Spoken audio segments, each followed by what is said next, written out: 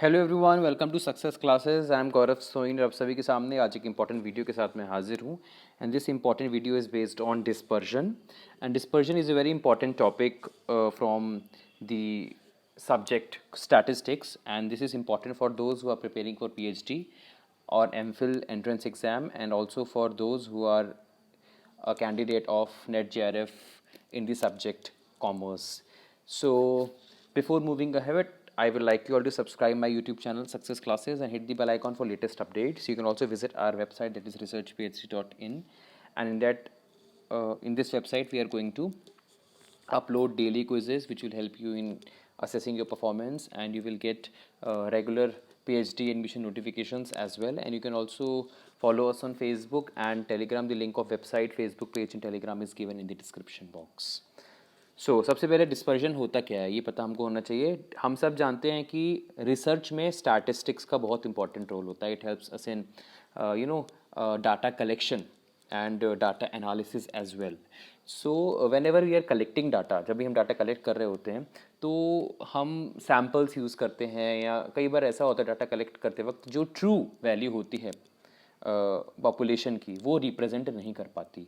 और बिकॉज वो true value represent नहीं कर पाती due to various factors, due to हमने सैम्पल्स लिए हैं, या हमारे सैम्पल की जो कैरेक्टरिस्टिक्स है वो पॉपुलेशन कैरेक्टरिस्टिक्स को रिप्रेजेंट नहीं कर पा रहे हैं, या कोई ना कोई आप कह सकते हो सैम्पलिंग एरर आ रहा है, जिसकी वजह से जो ट्रू वैल्यू होती है वो डिविएट कर जाती है आपकी एक्चुअल वैल्यू से। So this is known as dispersion. Dispersion is a measure of variations between items. Variations आ जाते हैं दोनों आइटम्स में, and it can be due to various reasons, है ना। जो आपका ट्रू वैल्यू होती है वो आपकी एक्चुअल वैल्यू रिप्रेजेंट नहीं कर पाती, तो आ जाता है dispersion. Dispersion measures how spread out a set of data, कितना डाटा जो है स्प्रेड आउट है, ये डिस्पर्शन आपको बताता है। और ये बेसिकली डाटा कलेक्ट या डाटा एनालिसिस करते वक्त जो है जो स्टैटिस्टिक्स हम जब यूज़ करते हैं उसके अंदर डिस्पर्शन का हम लोग जो है यूज़ लेते हैं। So there are various measures of dispersion. There are basically absolute measure and relative measure. Absolute measure के अंदर आ जाता है आपका range, quartile deviation, standard deviation and mean deviation. Whereas relative measures में आ जाता है coefficient of range, coefficient of quartile deviation, coefficient of standard deviation and coefficient of mean deviation. क्या difference होता है absolute और relative में?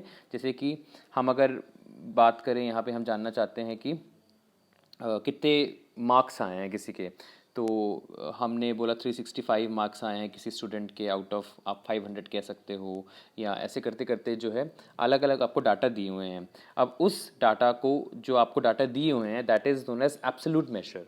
और जब आप किसी परसेंटेज फॉर्म में या 360 डिग्री में या ऐसे कुछ फॉर्म में जब आप अपने डाटा को कन्वर्ट कर देते हो तो वो हो जाता है आपका रिलेटिव मेजर्स। मतलब you can compare the data, yeah, whatever variables are given to you in a very logical manner with the help of relative measures. Is it clear? तो absolute measures में आपको raw data दिया होता है और relative manner में हम इसको comparable form में लेके आते हैं। तो this is the difference between absolute measure and relative measures, है ना, जिससे easily compare हो जाता है चीज़ों को, जिससे हम easily क्या कर सकते हैं, compare कर सकते हैं। ठीक है, तो these are the absolute measures and relative measures. Next the first absolute major is range, जो कि बहुत इजी है। रेंज में कुछ भी नहीं होता, हम लोग मैक्सिमम वैल्यू जो रहती है उसको मिनिमम वैल्यू से माइनस करते हैं तो रेंज आ जाता है। उसको कोफिशिएंट ऑफ रेंज होता है जो मैक्सिमम, ये आप कह सकते हो highest value minus lowest value upon highest value plus lowest value, और यहाँ पे हो जाता है हाईएस्ट माइनस लोवेस्ट।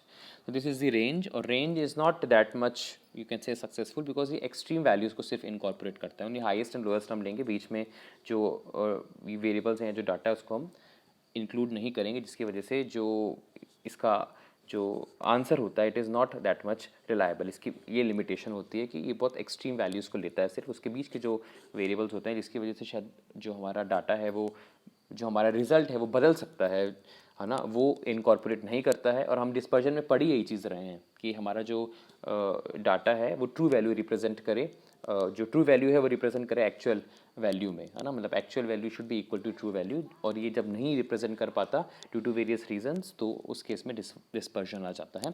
तो रेंज में भी एक्सट्रीम वैल्यूज़ लेते हैं, और एक्सट्रीम वैल्यूज़ जो है ये सिर्फ हाईएस्ट और लोवेस्ट हम ले रहे हैं, जो मिड वैल्यूज़ हैं हम नहीं ले रहे हैं, उसकी वजह से जो है रेंज इतना ज़्यादा एप्रोप्रिएट एब्सोल्यूट मेजर डिस्पर्जन का नहीं कहलाता।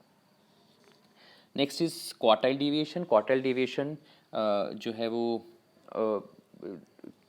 आप कह सकते हो क्वार्टाइल को हम अगर सपोज़ ये एक वो है, उसको हम सपोज़ इसके हिस्से कर रहे हैं, तो अगर हमने यहाँ पे इसको डिवाइड किया तो यहाँ पे हमने एक ये हो गया और आपका जो है एक क्वार्टाइल्स मतलब हमने 3 हिस्से किए तो वी विल गेट 3, 1 2 3 4। तो ये आपका हो गया एक तरीके से quartile. Quarter is the word quartile is taken from the word quarter.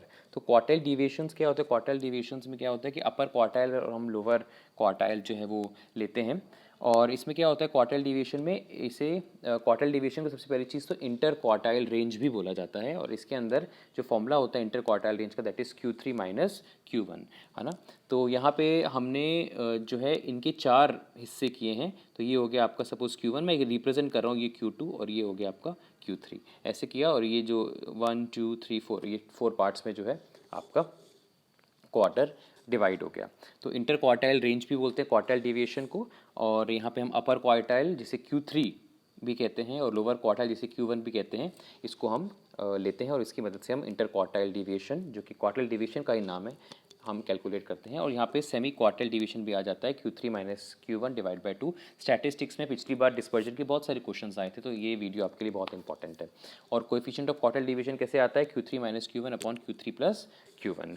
अब ये क्यों नहीं है successful? Because semi quartile division की अगर अपन बात करें तो यहाँ पे Q3 minus Q1 divide by 2 कर रहे हैं, मतलब you are taking only 50% measure, मतलब जो भी आप रिजल्ट निकाल रहे हो उसमें सिर्फ आप 50% डाटा ले रहे हो।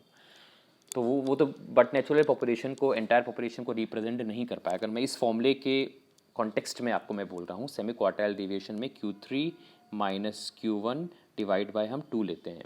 तो ये this particular with the help of this particular formula we are going to take only 50% of the population and we are going to calculate the answer with the help of that 50% result which is you can say inappropriate. 50% data की मदद से हम पूरे population को represent जो है नहीं कर सकते, पूरी पॉपुलेशन की वैल्यू को, उसको जो है 50% जो हमारा आंसर है उसको पूरे पॉपुलेशन पे हम अप्लाई नहीं कर सकते। इसलिए this quartile division is not that much appropriate as well, just like range.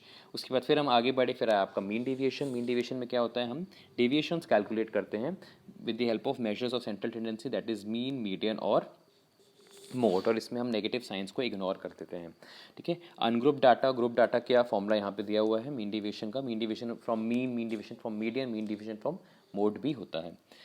तो ये आ गया आपका फॉर्मूला अनग्रुप डाटा का, mean division from mean. Mean division from mean का ये ग्रुप डाटा का हो गया। और यहाँ पे हम नेगेटिव साइंस इग्नोर करते हैं, बिकॉज यहाँ पे नेगेटिव साइंस इग्नोर कर रहे हैं तो आपका जो रिजल्ट है वो बट नेचुरल एप्रोप्रिएट नहीं आएगा, because you are assuming something ना, you are ignoring negative sign.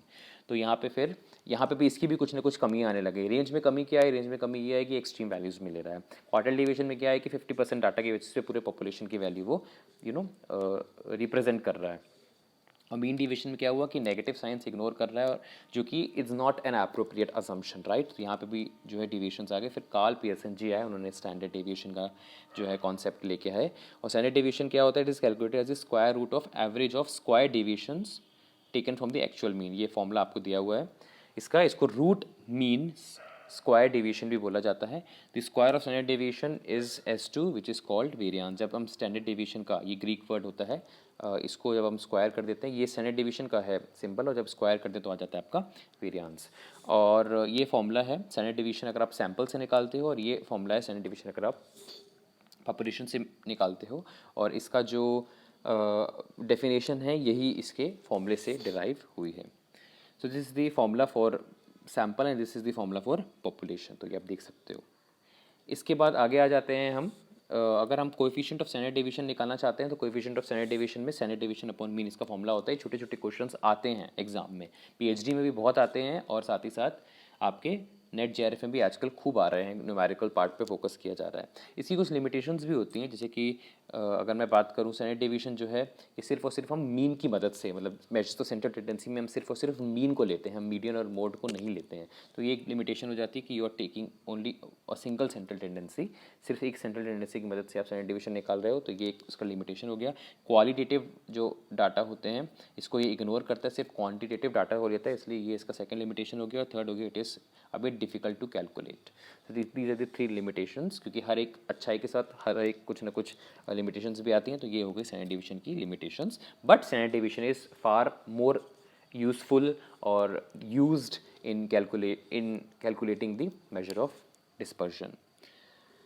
और ये पूरा कॉम्प्रिहेंसिव वे में मैंने आपको बता दिया है, ये रेंज का है, कोएफिशिएंट ऑफ रेंज ये स्टैंडर्ड डिवीजन का दिया हुआ है, ये आपको दिया हुआ है आपको कोएफिशिएंट ऑफ क्वार्टल डिवीजन, और ये मीन डिवीजन का आपको फॉर्मूला दिया हुआ है, आप ये देख सकते हैं इसकी formulas, and this formulas are important from exam point of view. Mean division upon average from which it is been calculated, this is the formula for mean division. अब आगे आ जाते हैं हम कोएफिशिएंट ऑफ वेरिएशन, जो कि हमारा last topic है। Coefficient of variation की भी फॉर्मूला जो है अक्सर पूछा जाता है, तो coefficient of variation is equals to standard division upon mean. ये याद रखिएगा, ये क्वेश्चंस बहुत आते हैं, आपको कोई मीन दिया होगा है ना, कोएफिशिएंट दिया होगा, तो आपको स्टैंडर्ड डिवीजन निकालने को बोला होगा, ठीक है। तो ऐसे आपको जो फॉर्मूलेज हैं, ईजी फॉर्मूलेज हैं, मैंने सारे कॉम्प्रिहेंसिव वे में यहाँ पे दे दिए हैं, आप इसको देख सकते हैं, पढ़ सकते हैं और प्रिपेयर करिए, क्योंकि dispersion is important from exam point of view for for other competitive exams as well. So this is the combined video of all the measures of dispersion. I hope आपको ये अच्छी से समझ में आई होगी, और अगर पसंद आया है तो इसको आप शेयर करिए जिससे ज़्यादा से लोगों तक ये नॉलेज पहुंच सके। And thank you so much for your valuable time. मिलते हैं नेक्स्ट वीडियो में। Have a very nice day ahead.